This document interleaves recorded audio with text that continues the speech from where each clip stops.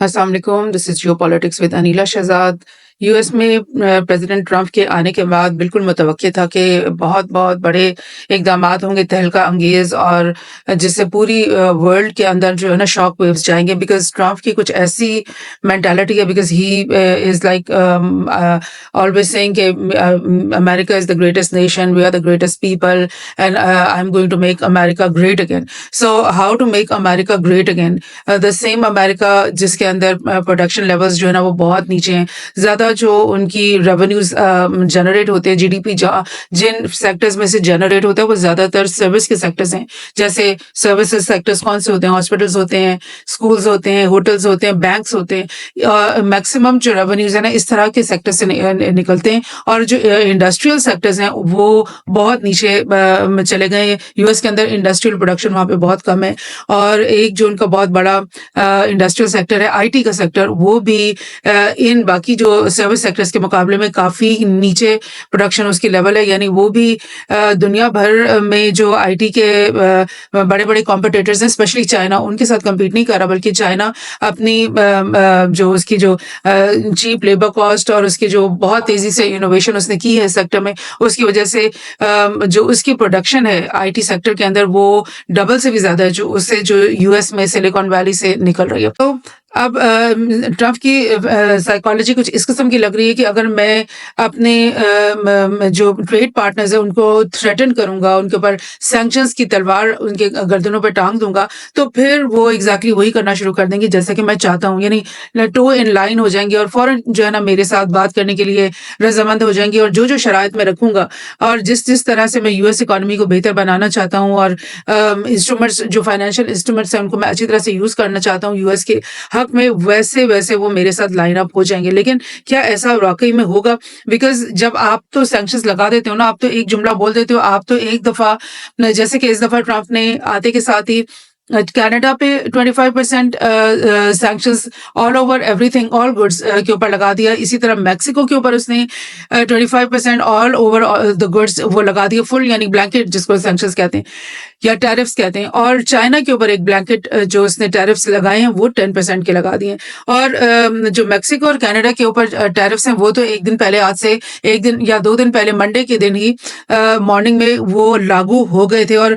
Monday की रात से ही क्या हुआ कि स्टॉक मार्केट्स क्रैश होना शुरू हो गई। कुछ दिन पहले जब डीप सीक जो चैट बॉक्स रिलीज़ किया था चाइना के एक प्राइवेट कंपनी ने, उसके बाद भी काफ़ी स्टॉक्स जो है ना वो नीचे गए हैं बहुत सारी कंपनीज़ के, स्पेशली एनवीडिया और ये जो आईटी की कंपनीज़ है उनके स्टॉक्स नीचे गए। लेकिन अब जो ट्रंप ने ये मेक्सिको और कनाडा पे ये टैरिफ्स लगाए 25% ब्लैंकेट टैरिफ दोनों कंट्रीज़ पे, मेक्सिको और कनाडा पे, वो इसके बाद यानी संडे की रात और मंडे की सुबह तक स्टॉक मार्केट जो है ना वो बहुत ज़्यादा क्रैश उसमें हुआ और स्पेशली जो क्रिप्टो की मार्केट है ना वो तो बिल्कुल ही इतना ज़्यादा बिलियंस ऑफ डॉलर्स में लोगों के एसेट्स जो है ना वो लिक्विडेट हो गए और उनके एसेट्स जो है ना वो ज़ाया हो गए। सो ये सारा तहलका जो आम बिज़नेसमैन है, जो आम ट्रेडर है, उनके तो पैसे वो ज़ाया हो गए बिकॉज़ ये इस तरह की फाइनेंशियल ट्रिक्स जो है ना ये भी इनके स्लीव्स के अंदर छुपी होती हैं। ये बड़ी-बड़ी जो फाइनेंशियल गुरुज़ होते हैं, बड़े-बड़े जो इन्वेस्टर्स होते हैं वो कंट्रोल करते हैं मार्केट्स को और वो इस तरह के मौके के इंतज़ार में बैठे होते हैं कि हम कोई भी ऐसा पॉलिटिकल वेव आएगी और फिर हम सारे अपने स्टॉक्स उसमें से पुल आउट कर देंगे और उन कॉइन्स को और उन स्टॉक्स को नीचे कर देंगे और उसकी वजह से जो आम छोटा ट्रेडर है वो जो है ना वो सारा का सारा नुकसान में चला जाएगा, जिसको नहीं पता कि कल सुबह या रातों रात क्या होने वाला है। ट्रेड वॉर है जिसमें 3 निशाने पे हैं। सबसे पहले जो ममालिक वो है मेक्सिको, कनाडा और चाइना। इनमें से मेक्सिको और कनाडा जो है वो तो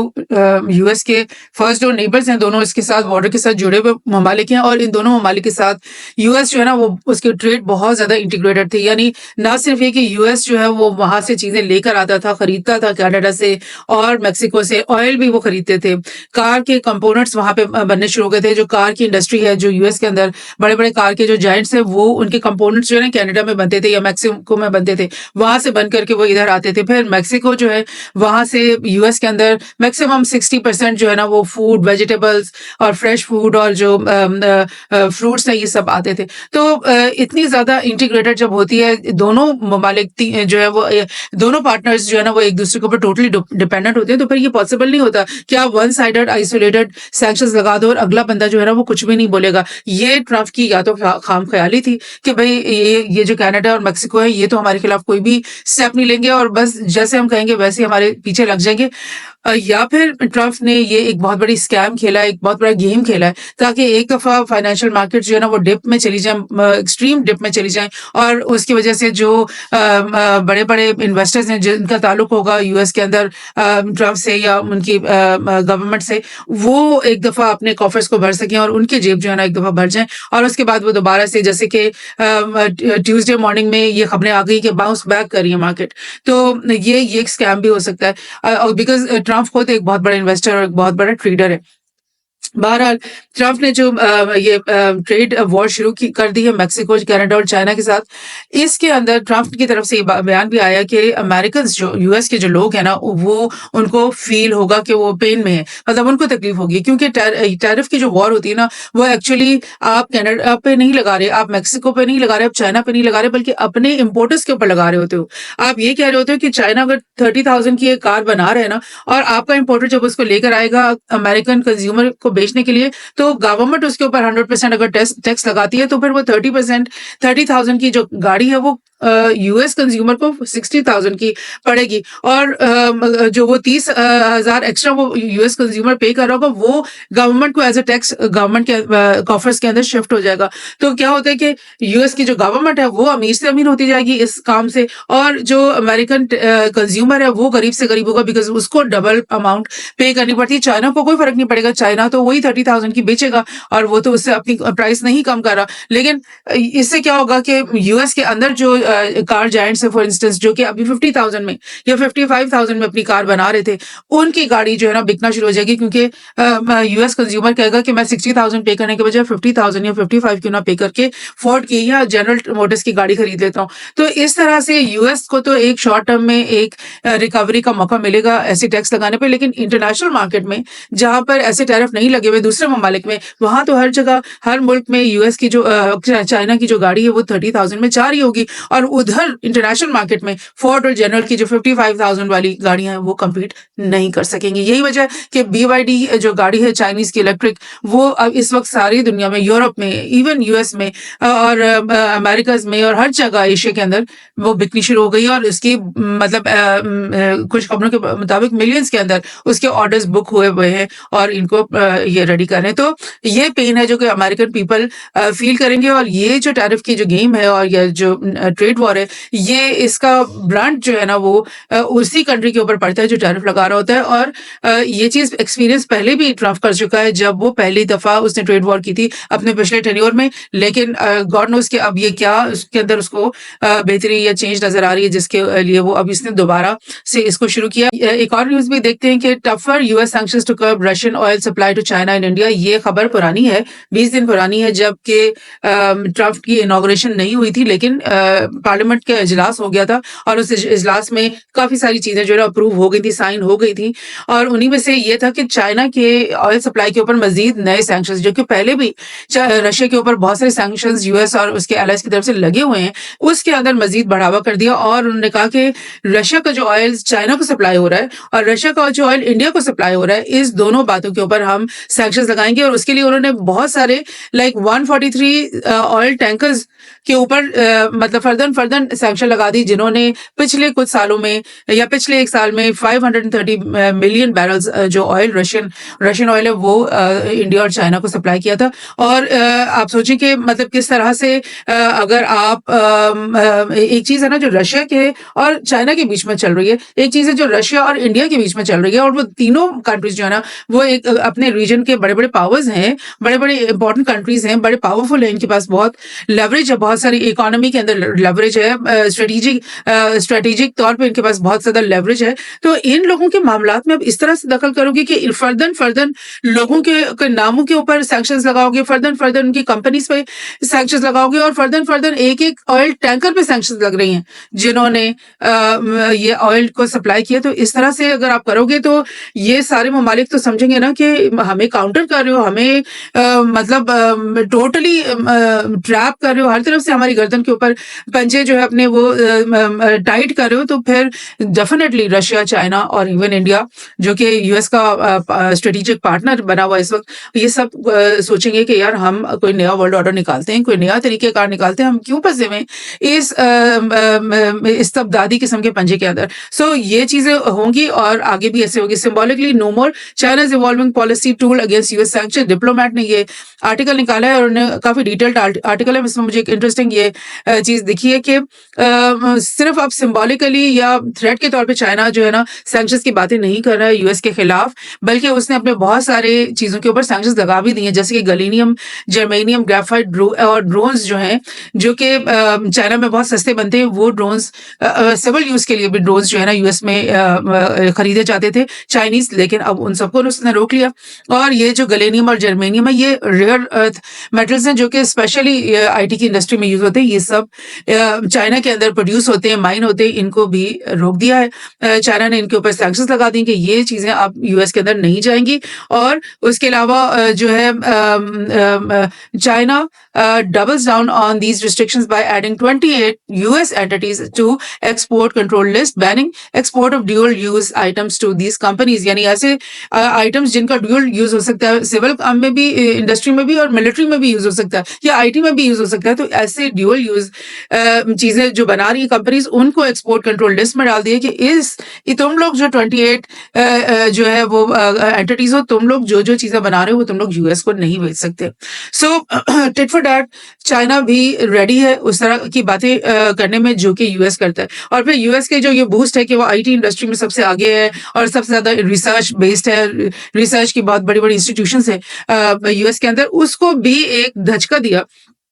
चाइना ने कुछ दिन पहले, जब उन्होंने अपना deep sea chat box introduce करवा दिया मार्केट में। ऑल्दो कि उनकी एक प्राइवेट कंपनी ने ये किया, लेकिन उससे भी एनवीडिया और ये जो आईटी कंपनीज और स्टॉक्स हैं उनको बहुत नुकसान पहुंचा, बहुत डिप में वो चले गए। दैट मीन्स कि चाइना हर तरह की तैयारी कर रहा है, ना सिर्फ इकोनॉमिक, ना सिर्फ आईटी के सेंटर में, ना सिर्फ सैंक्शंस की रिजीम में, हर चीज में। और मिलिट्री भी उसने अपनी बहुत ज्यादा डेवलप कर ली। तो चाइना हर तरह से यूएस और उनके एलाइज का मुकाबला करने के लिए तैयार है और तैयारी मजीद कर रहा है। अब आप देखें कि ट्रंप ने इंडिया को, जो कि उसका स्ट्रेटेजिक पार्टनर है, जो कि उसके कैपिटलिस्ट कैंप के अंदर एक मुल्क है और शायद वाहिद मुल्क रह गया पूरे एशिया में जो कि यूएस का स्ट्रेटेजिक एलाय है, उसको भी दोबारा उसने टैरिफ्स की थ्रेट इंडिया को भी दे दी है। और उसने बोला कि अगर तुम जो बैलेंस ऑफ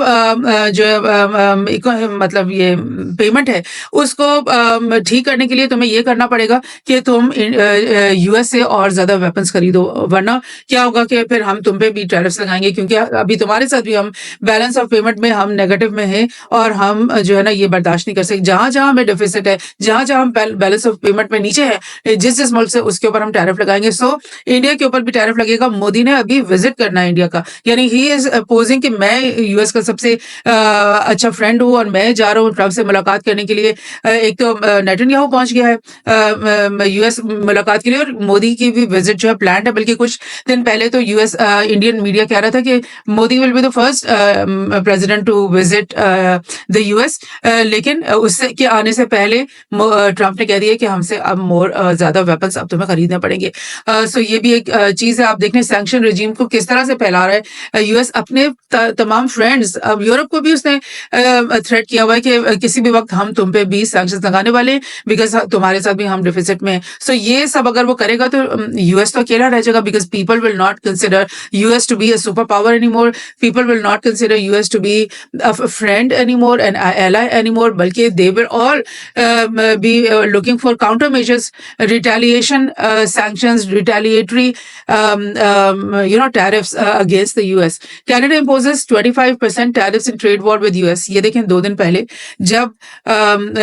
मंडे के दिन कनाडा और मेक्सिको पे टैरिफ लगने थे और उससे एक ही दिन पहले संडे को ही ट्रूडो ने ऐलान कर दिया कि हम भी 25% टैरिफ लगा रहे हैं यूएस गुड्स पे। यानी जो गुड्स जो है ना वो कनाडा से यूएस में जाते थे, अब यूएस कंज्यूमर 25% उस पे ज़्यादा पे करेगा, और जो जो यूएस से कनाडा में आ रहे थे, उसके ऊपर अब कैनेडियन जो कंज्यूमर है ना, वो भी 25% मोर पे करेंगे। दैट मीन्स कि दोनों जो कंट्रीज़ हैं, वो अपनी ट्रेड वॉर में अपने-अपने अवाम के साथ ज़्यादती कर रहे हैं। उनको जो कि पहले ही इन्फ्लेशन में चल रही हैं तमाम कंट्रीज़, जो कि पहले ही एक ग्लोबल इकोनॉमिक रिसेशन है, जो कि ख़त्म नहीं हुआ, उसमें हम चल रहे हैं इस वक़्त। उसमें आप एक टैरिफ की गेम खेल रहे हो, बजाय इसके कि आप कोऑपरेट करो। आप तमाम लोगों को बिठाओ, तमाम लोगों के साथ कोऑपरेशन का एक प्लान बनाओ और सबको जो है वो एक रिस्पाइट दो कि चलो यार, हम अपनी इकोनॉमीज़ को पहले ठीक करते हैं, बाद में हम जंगें कर लेंगे एक-दूसरे के साथ। नहीं, मगर ट्रम्प ने आकर के कहा कि नहीं, पहले हम जंगें करेंगे, पहले हम एक-दूसरे की टाँगें काटेंगे, बाजू काटेंगे, पहले हम इसके लोगों के सर जो है धड़ से अलग करेंगे, उसके बाद हम देखेंगे कौन बचता है मैदान में, फिर हम अपनी इकोनॉमिक ग्रोथ शुरू करेंगे। सो ये चीज़ हो रही है, और ये देख लें कि रिटेलिएशन कनाडा की तरफ से, जो कि समझा जाता था कि यूएस का बेहतरीन एलाय है, बहुत ही स्ट्रांग उनकी आपस की रिलेशन है, एक दूसरे के ऊपर टोटली डिपेंडेंट है, और एक दूसरे की फॉरेन पॉलिसी को एड करते हैं, हर तरीके से एक दूसरे को एड करते हैं। उन लोगों ने भी ये बात कह दी है। और देखें कि ये जब रिटेलिएशन ना सिर्फ कनाडा की तरफ से आई, बल्कि मेक्सिको की तरफ से भी आई। उन्होंने भी बोला कि हम भी टैरिफ फिर लगा देते हैं बहुत सारी चीज़ों पे जो कि यूएस से हमारे मुल्क में आते हैं। और आप ये सोचो कि अगर वो 60% जो वेजिटेबल्स और फ्रूट्स पूरे यूएस को सप्लाई होते हैं मेक्सिको से, अगर वो यही कह दें कि हम आपको नहीं बेचते, हम किसी और को, वेनेजुएला को बेच देते हैं और किसी को अर्जेंटीना को बेच देते हैं, फिर क्या बनना था यूएस का। तो बहरहाल ट्रम्प ने जो है वो फौरी तौर पे उनके साथ बात भी कर ली है, कनाडा और मेक्सिको के साथ। जो टैरिफ्स हैं वो लगने के उसी दिन की रात में आप समझ लें, जो ट्रम्प ने कह दिया कि मैं 1 महीने के लिए ये टैरिफ्स को रोक रहा हूँ। तो ये गेम ही है ना, I mean what is happening, कोई सीरियसनेस नहीं है, ये गेमें खेली जा रही है एक दूसरे के साथ। और ट्रम्प ने ये कहा है कि भाई कनाडा और मेक्सिको के जो लोग हैं ना, वो मेरे पास आए हैं, उन्होंने मुझसे वादे किए हैं कि बॉर्डर के ऊपर जो रीइंफोर्समेंट है, जो सख्ती है, वो हम करेंगे, इमिग्रेंट्स को हम रोकेंगे, इलीगल इमिग्रेंट्स को, ड्रग्स जो आ रहे हैं यूएस के अंदर, उसको हम रोकेंगे। ये सब बातें जो उन्होंने कही है, तो मैं 1 महीने के लिए टैरिफ्स को रोक रहा हूँ, उसके बाद देखूंगा अगर इंप्लीमेंट हो गई ये सारे वादे, तो फिर हम जो है वो टैरिफ्स को खत्म करेंगे। लेकिन डेफिनेटली ये सिर्फ इमिग्रेंट्स की बात नहीं होगी, और भी बहुत सी सारी शराइत होंगी जो कि ट्रम्प जो है लागू करेगा कनाडा और मेक्सिको के ऊपर, और आने वाला वक्त ये चीज दिखाएगा। बहरहाल Wall Street falls following Trump's tariff but not as badly as fear in the morning, क्योंकि अगले ही रोज ट्रम्प ने वो जो सैंक्शंस को रोक दिया 30 दिन के लिए। तो वो जो वॉल स्ट्रीट में एकदम क्रैश आया रातों रात, और उससे बहुत सारे जो स्मॉल ट्रेडर्स हैं, नॉर्मल जो लोग हैं, उनकी लिक्विडेट हो गए एसेट्स बहुत सारे। वो मार्केट अब दोबारा से रिबाउंस कर रही है और अब जा रही, बिकॉज किस वजह से कि ट्रम्प ने वो टैरिफ्स को रोक लिया है। तो उन सब का क्या कसूर है बिलियंस ऑफ डॉलर्स में, जिनके एसेट्स जो है ना वो ज़ाया हुए हैं और लिक्विडेट हुए हैं और क्रैश का वो शिकार हुए हैं। वो छोटे ट्रेडर्स जो है ना, वो कैसे अपने आप को रिवाइव करेंगे, वो कैसे, मतलब उनके दिलों में क्या ट्रम्प के लिए जो है ना वो फीलिंग्स होंगी, लेट्स सी। और ये तो अमेरिका की मैंने आपको बताई ना, कनाडा, यूएस और मेक्सिको की, लेकिन यूरोप जो है ना वो भी पीछे नहीं है ये सैंक्शंस रिजीम्स और टैरिफ रिजीम्स को लागू करने में। और ये मैं आपको कुछ दिन पहले की 10 जनवरी की न्यूज़ दिखा रही हूँ कि यूके ने अनाउंस किया था उस वक्त कि हम रशिया की जो ऑयल जायंट कंपनीज हैं उनके ऊपर मजीद नए टैरिफ्स लगाने लगे हैं, सैंक्शंस लगाने लगे हैं। और यानी कि वो जो यूक्रेन के खिलाफ जो वॉर है और जिसके पीस टॉक होने का भी यानी कि चांसेस हैं, अभी ट्रम्प ने हिंट दिए कि वो पुतिन के साथ भी उसकी मुलाकात होनी है। तो उसी अवस्था में यूके ने क्या किया कि रशिया के ऊपर एक मजीद नए, पहले भी टैरिफ्स चल रहे थे, पहले भी सैंक्शंस रशियन कंपनीज के खिलाफ चल रही थी, लेकिन अब उसमें एडिशन कर दिए। UK strikes a fresh blow against Putin's ability to finance the war in Ukraine by sanctioning 2 major Russian oil companies. तो क्या कर रहा है यूके और यूरोप कि वो भी ये जो सैंक्शंस की रिजीम है, सैंक्शंस की जो गेम है, इसमें पीछे नहीं हट रहा, बल्कि और परेशान नहीं हो रहा कि यार हम पे भी सैंक्शंस लगेंगे कल को। लेकिन वो क्या कर रहा है कि इसमें आगे को वो अपनी उसने दौड़ लगाई हुई है। Prime minister to hold defence and security talks with European partners, और ये सैंक्शंस लगाने के बाद वो यूरोप के तमाम पार्टनर्स के साथ भी यूके का जो पीएम है वो बैठने लगा है और वो उनको ये बताएगा कि Europe must double down on its effort to crush Putin's war machine as Russia's economy shows signs of weakening के हमें रशियन इकोनॉमी में वीकनिंग के साइंस नजर आ गए, कमजोरी नजर आ गई। तो ये सही वक्त है कि हम इन सब जो रशिया की कंपनीज है उनको उनके ऊपर मजीद जो है ना हम सैंक्शंस की अलगार कर दें और उनको टोटली जो है ना वो काउंटर कर दें और पुतिन को जो है ना क्रश कर दें, कि इतना ज्यादा कि वो यूक्रेन से वॉर करने से बाज आ जाए। सो ये जो सैंक्शंस का जो फैशन चल गया, मॉडल चल गया है और गॉड नोस बहुत सारे एनालिस्ट ये कह रहे हैं कि ना सिर्फ यूएस, ना सिर्फ ये इन ममालिक को नुकसान पहुंचने वाला है, उनकी इकोनॉमीज वीकन होंगी जो सैंक्शंस लगा रहे हैं, बल्कि वर्ल्ड इकोनॉमी के ऊपर भी एक बहुत नेगेटिव इफेक्ट आने वाला है। और जो पहले ही जैसे मैं आपको बता रही हूँ कि 2008 से जो फाइनेंशियल क्राइसिस शुरू हुआ था वो अभी तक उससे हम रिकवर नहीं वर्ल्ड इकोनॉमीज कर सकी। अभी भी बहुत सारी वर्ल्ड इकोनॉमीज हैं जो